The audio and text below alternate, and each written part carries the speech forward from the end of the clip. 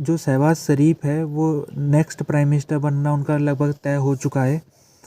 कल के रात में मीटिंग हुई थी जिसमें जितने कोलिशन पार्टनर है सब ने उसमें शिरकत की थी, जिसमें पीएमएलएन पार्टी जो सबसे बड़ी पार्टी है उसके लीडर शहबाज शरीफ थे, पीपीपी पार्टी के लीडर आसिफ अली जरदारी थे, एमक्यूएम मुत्तहिदा कौमी मूवमेंट उसके लीडर भी मौजूद थे, आईपीपी इस्तेकाम पाकिस्तान पार्टी इसके लीडर भी मौजूद थे। तो ये कोलिशन जो लगभग 6-7 पार्टियों को मिला के कोलिशन बनाया गया है। और शहबाज शरीफ ने कल जब मीटिंग में उन्होंने कुछ बातें की है, जैसे कि उन्होंने पहले तो ये कहा है कि कोलिशन की जो सीट है वो टोटल सीटों का 2/3 है।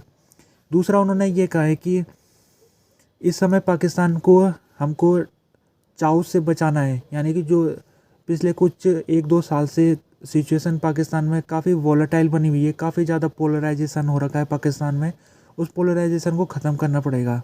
इसीलिए उन्होंने कहा कि जितनी भी पार्टी हमारे साथ ज्वाइन करना चाहती है वो ज्वाइन कर सकती है। तीसरा उन्होंने कहा है कि जो कोशिश होने वाली नई सरकार की उसकी कोशिश होगी इकोनॉमी को लेकर कि इकोनॉमी को किस प्रकार से बेहतर बनाया जाए।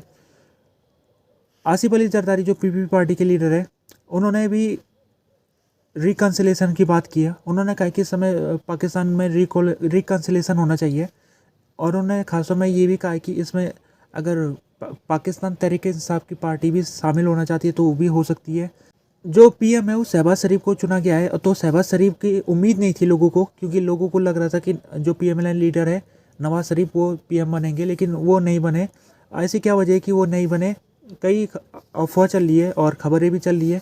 पहली बात तो ये है कि जो पीपीपी पार्टी है उसने ही हो सकता है कि उसने कहा होगा कि हम नवाज शरीफ को एज ए पीएम नहीं एक्सेप्ट करेंगे।